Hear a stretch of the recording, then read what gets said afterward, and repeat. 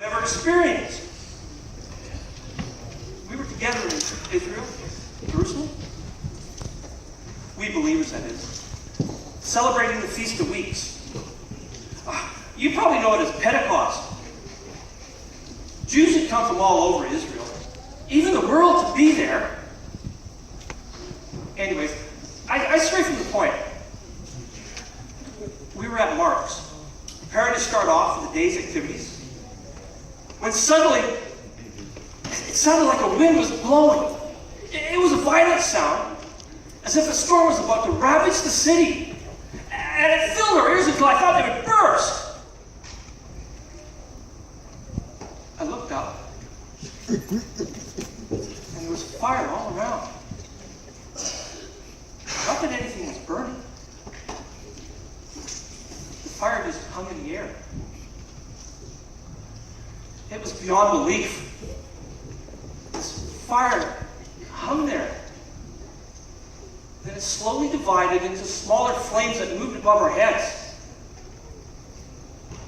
From that point, I don't have words to describe the feeling. The power. Yes, I've had a lot of time to think about it since then. Power is a good word for it. I came into town a couple days before the feast began. My wife and I hadn't been to Jerusalem in years. Years, I tell you. Urbanus is my name, by the way. I was selling rugs in Corinth back then, but decided I hadn't been away for a long time, and thought Jerusalem during the Passover would be great. Yeah, I know. Things were a little unsettled there, what with the crucifixions and political unrest, but what do I care for such things?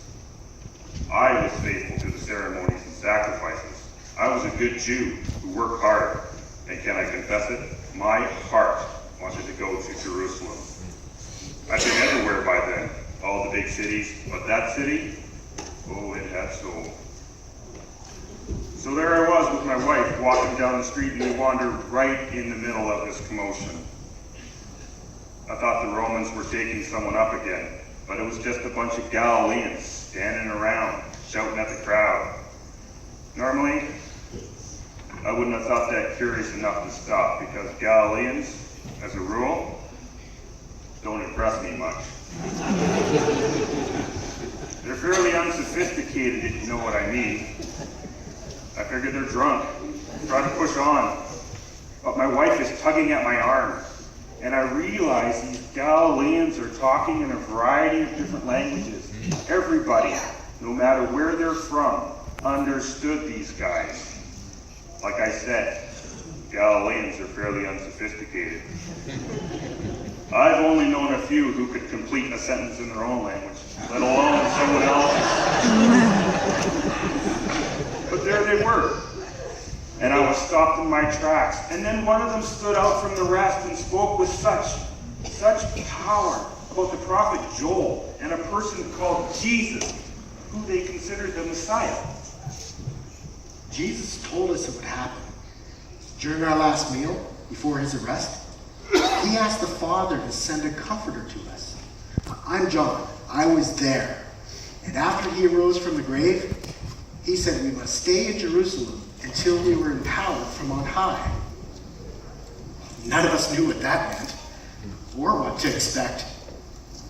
The last thing we would have imagined would be to march into the streets during one of our most holy feasts, preaching in languages we had never learned, risking arrest and possibly death at the hands of those who tried to kill our master.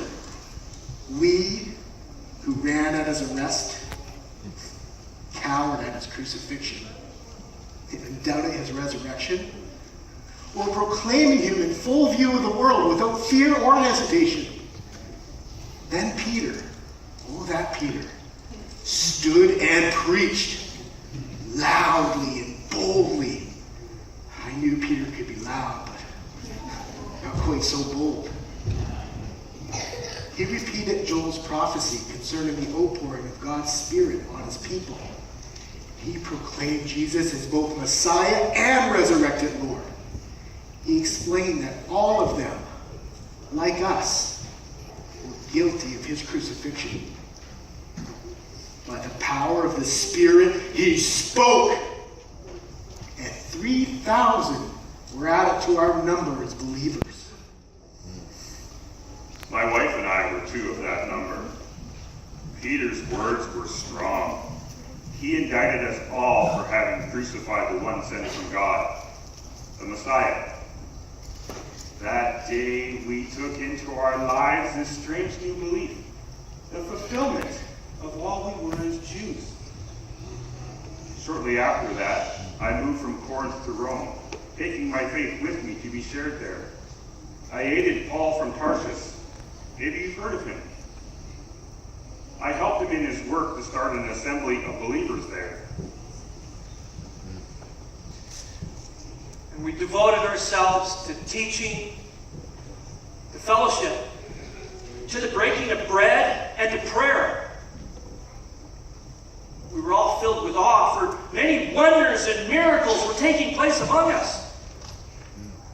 All of us stayed together, for we had everything in common. We sold our possessions and goods to give as each had need. And we continued to meet and proclaim Jesus in the temple courts.